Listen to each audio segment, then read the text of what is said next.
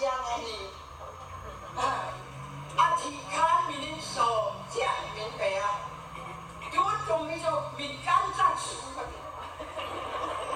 โซน่านี่ก็อยู่เจนก็ใช่โจบามินางมินะข้าเจียงอะไรอยู่เจนมีนิสงแม่บ่ายจริงๆก็อยู่โลกกันเฮ้ยการปากโดนจะได้ยันถึงห้องเศร้าเองเลยไม่อันนี้ตัวเล่ยจบลงทุนที่สุดใช้ดีได้นั่นคือเราเองชอบที่ปากตัวเลยอุศิยปากตัวเองสาวเองแม่ก็เราไม่อันช่วงยังไว้หนักยังเจ้าบ้านนี่แทนวันนี้มันโน่นนี่ที่อยู่ดูแลได้เนี่ยดูแลตัวเองอ่ะม่การเจออยู่นี่มาเดี๋ยวได้งานตัวนี้ปุ่มปุ๋ยข้าวผลชอบ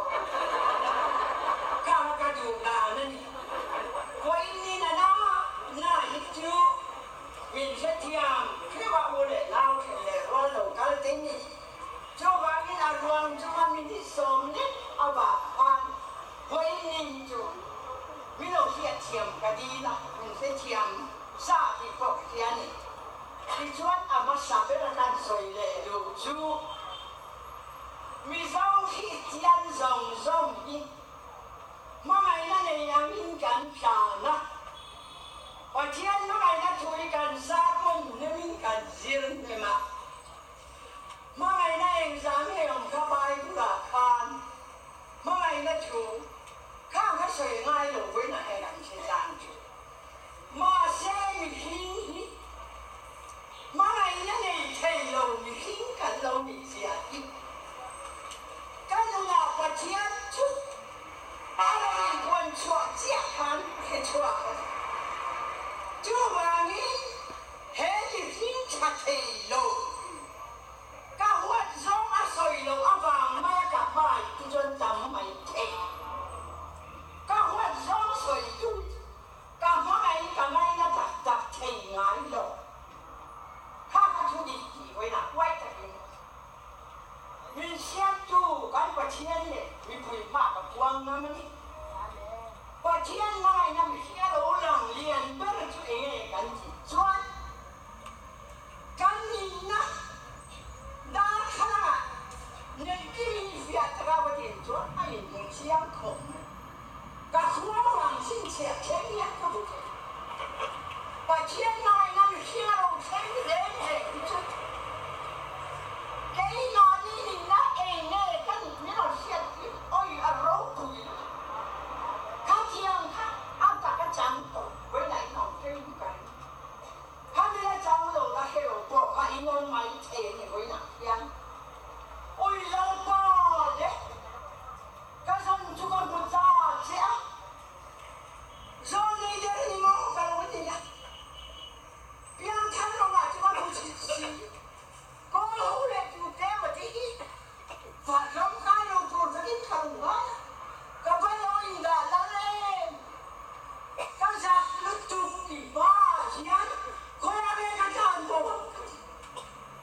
มินจะว่ามินมาบอกมินจะไม่ได้หรอกอาทิตย์เนี่ยกุมมาชุ่มปัจเจียนที่อกจับแต่ละนิชวนเป็นเจ้าหน้าที่ยุ่งจ้องกับไปต่อลงโบราณที่ยุ่งจ้องกับไปต่อลงโบราณพอจะมาสกัดได้ค่ะอีกคนนี่หรอกเอล่าเย่ปัจเจียนใครนั้นกันที่ใหญ่เล่นปัจเจียนอยู่จูบันมีมุสลิมมีก็ไปต่อแกมาเย่กินอะไรเห็นมันกว้างเลยนะที่ยิงกุมมาชูก็ว่าก็เชียร์เพื่อกับกุมมาจังปัจเจียนจะโมเชียร์จริงค่ะก็ว่าประเทศเป็นกับกุมชวนอารมณ์กันตาที่มาเห็นกันดูแล้วก็แกส่งตาแกรู้ที่ต้องเรียนตัดเลยกระเทียมเตี้ยจังเนี่ยแกเนี่ยเป็นไม่เห็นหินชัดเจนมาที่หันหายกันเองไหมที่ฉันช่วยจ้าเองไหมเห็นที่ว่าเชียบอินพวนมันจะมาดูนี่จะเอามามองเองให้ตาเชียนี่มองมาเชียช่วยแล้วก็เชียอยู่นี่เลยมีหินชัดเจนอยู่ที่มองที่ดูตะไคร้เชียนั่งมันไปเชีย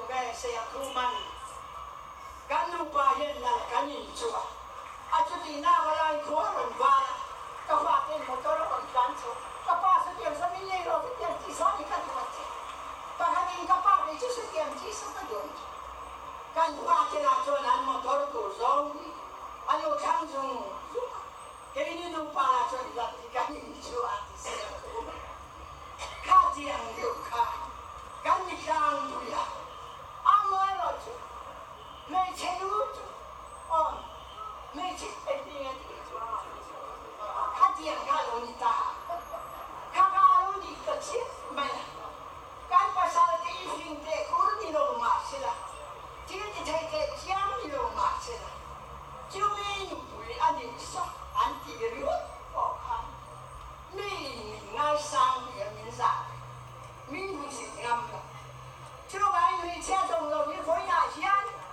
ít qua sao chú ai ăn ít thì lung cao cao sáng lúc bật aleo thì các cả đạo anh các pasal tên thuộc thêm rồi in về in thuộc tầm rồi mà đi đã pasal tên vào cái đó quý lại mối cái nó gì chú này ra tiếp tục mày các ba chú có gì hay đi lần đầu ta ba rồi có nghe cũng có như sao lắm rồi đó cái này có ta như thế anh chú ăn khám rồi nó ăn ba hôm đồ cay bao này đồ lái cảnh này bao rồi trong cái cảnh ven bạc đó sân bạc ven bạc kan bao nó chỉ lại chú ba mà nó lên được rồi anh em lên xe lên là mình đi mà ngay đâu thì xịn các bạn sao đi ông tôi mà sẽ lên trên gì các chị biết các bạn sao đi chi rồi lên trên rồi chú bà mình qua hồ kia bà sao lên nó tổ mình sẽ thì anh em biết khá là về chỗ đi chú bạn cái đồ hít tổ các bà sao lên vào nó nói liệu chú bà in hồn về cái in bà sao lên in lâu già lâu nó thì in lâu ngủ xỉu nó bàn thì hắn nó hồ đi với lại cái trái nó bàn đi ra cái trái khí này mỗi cái in lâu anh bà sao lên lên con là hết đầu chú ta chuẩn vào anh bà sao lên là chỉ đồ cho con chú thế về là rồi không nhớ cái này chú anh bà sao lên rồi cô kia là mà anh thì quan chú về mấy anh phải xem xem lại cái tài sản nào chú rồi chú bảo cái này đi nụ mồ mà anh này xia khi phải xem thế mà môi lâu đi xia thế mi ba khi phải chiến xem đâu phải xia thế anh ta tin ít phải xem rồi sẽ cơ bản thì các kilo music mà là nhau chú ai chú anh tan khan và chiến này là chuyện sáng lắm không cái điểm đấy thì nó mới là trả tiền tất cả rồi chú ta các cái này mà sẽ là đâu đó sẽ